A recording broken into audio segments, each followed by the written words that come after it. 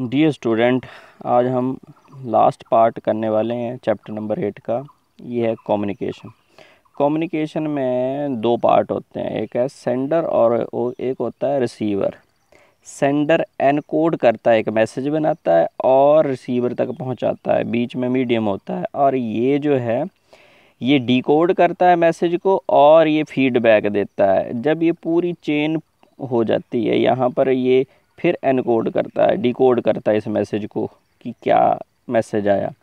ये पूरी चेन जब बनती है उसको कम्युनिकेशन कहते हैं। उदाहरण के लिए, मैंने एक पत्र लिखा आपको, आपने उस पत्र को पढ़ा, समझा, फिर आपने फीडबैक दी, तो ये कम्युनिकेशन पूरा हो गया। जिस तरह आप वीडियो के नीचे लिखते हैं कि सर समझ आ गया, थैंक्स, तो मुझे लगता है कि आपने देख लिया। अगली बात, कम्युनिकेशन जो है ये है पहले जो टेलीफोन और टेलीग्राफ से किया जाता था। अमेरिका की मोनोपली थी, मतलब अमेरिका का एक अधिकार था इस पे, ठीक है। ये लिखा है सेंचुरी में अमेरिका का टेलीग्राफ और उसमें मोनोपली थी। एक अधिकार कहते हैं इसका, मतलब उन्हीं का अधिकार था इस इंडस्ट्री पे। बाद में ये फिर पूरे देशों में फैला।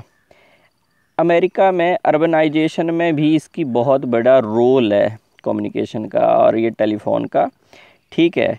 और ये सिटी के फंक्शन और बहुत सारी चीज़ें जो फर्म होती है, बड़ी बड़ी कंपनियां होती हैं, वो भी इन्हीं सेंटर के आसपास लगाई जाती थी, ठीक है।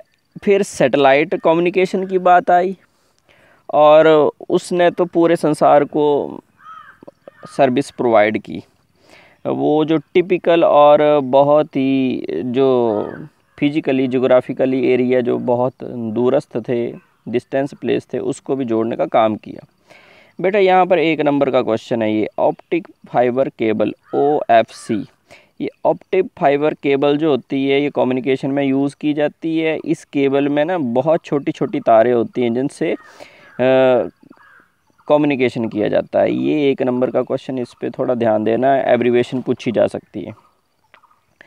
इसके बाद ये देखो 1990s में telecommunication slowly merge with the computer for to form integrated network term as internet.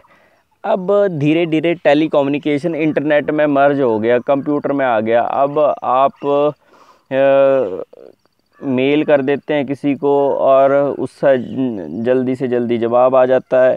और अब तो फिर सोशल मीडिया और वो सारी चीज़ें इसमें जुड़ गई।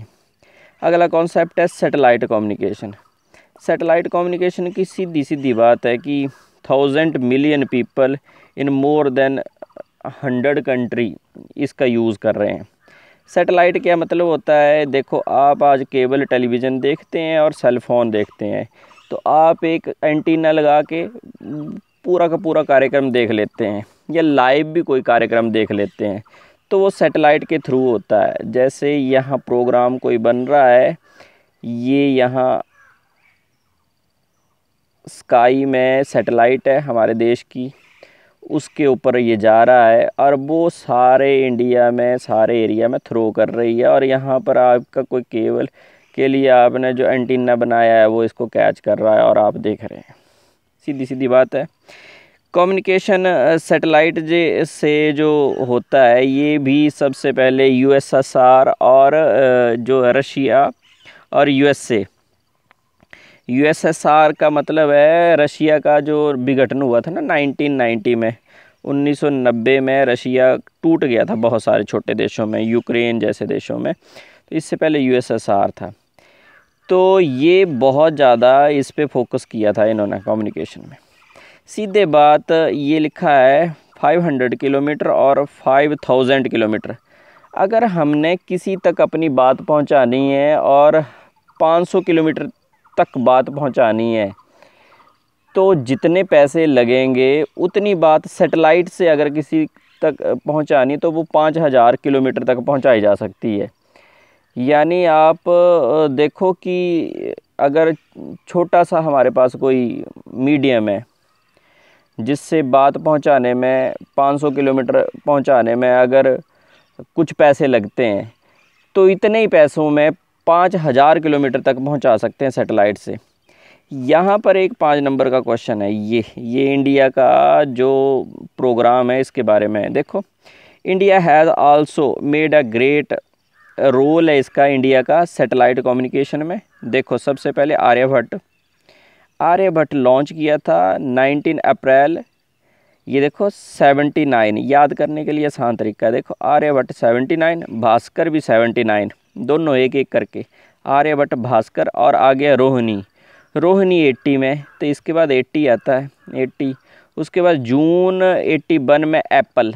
बट ये 1 नंबर का क्वेश्चन है, एरियन पैसेंजर पेलोड एक्सपेरिमेंट। ये गुएना से यूरोपीय एजेंसी से जुड़कर भारत ने किया था 1983 में। ये फिर डिफ्यूज़ हो गया था, इसका काम पूरा हो गया था। तो ये एप्पल याद कर लेना है आपने, ठीक है। भास्कर और चैलेंजर और इनसेट 1B और आज और भी बहुत सारे ये उपग्रह छोड़े जा रहे हैं भारत से। अब तो इंडिया इतना एडवांस हो गया है कि लोग पैसे दे के इंडिया से वो उपग्रह आसमान में, वो स्काई में छोड़ते हैं। साइबर स्पेस देख लेते हैं। साइबर स्पेस क्या है? इंटरनेट में कुछ स्पेस होता है जिसमें आप अपना डाटा स्टोर करते हैं, और वो जो डाटा है वो सब लोग यूज़ करते हैं। तो इसमें सबसे पहले 1 नंबर का क्वेश्चन है, वर्ल्ड वाइड वेब, WWW का आविष्कार टिम बर्नर-ली ने किया था 1989 में। इसको ध्यान से देखना है, ये एब्रीवेशन पूछी जा सकती है WWW, ठीक है। इसमें मतलब की बात ये है, it is also refer to as the internet, cyber space exist everywhere, it may be in your office, और भी बहुत सारी जगहों पर ये आप देख सकते हैं। अब देखो कितने लोग इंटरनेट यूज़ करते हैं। तो 1995 में 50 मिलियन लोग यूज़ करते थे, 50 मिलियन, अब 400 मिलियन, और अब आगे देखने में 2010 में तो ये संख्या बहुत बढ़ गई है। अब हर देश का लोग जो है इंटरनेट यूज़ करते हैं। तो USA, UK, Germany, Japan, China, India, ये बहुत ज़्यादा इंटरनेट यूज़ करते हैं लोग। अब इसके फ़ायदे क्या हैं? जैसे कई बार आ गया साइबर स्पेस, इंटरनेट के फ़ायदे क्या हैं, 5 नंबर में क्वेश्चन आ गया, तो ये है फ़ायदे। ईमेल कर सकते हैं, ई-कॉमर्स हो सकता है, ई-कॉमर्स, ई-लर्निंग हो सकती है जैसे हम कर रहे हैं, एंड ई-गवर्नेंस हो सकती है, गवर्नमेंट अपने सारे के सारे डॉक्यूमेंट शेयर कर सकती है पब्लिक में। इंटरनेट, ये फैक्स, ये सारी की सारी चीज़ें इससे जुड़ी हुई हैं। तो आपने जब ये क्वेश्चन याद करना है तो इसका हिस्सा एक सबसे पहले टिम बर्नर-ली वाला ये पोर्शन 1 नंबर में ये तैयार करना है, या 2 नंबर में तैयार करना, और 3 नंबर में इस हिस्से को तैयार करना है। इस हिस्से में आप ये लिख सकते हैं कब कितना एरिया बढ़ा और कौन कौन से देश, और इसके बाद इसका फ़ायदा लिख सकते हैं 3 नंबर में, और 5 नंबर में क्वेश्चन अच्छा आसानी से बन सकता है। धन्यवाद।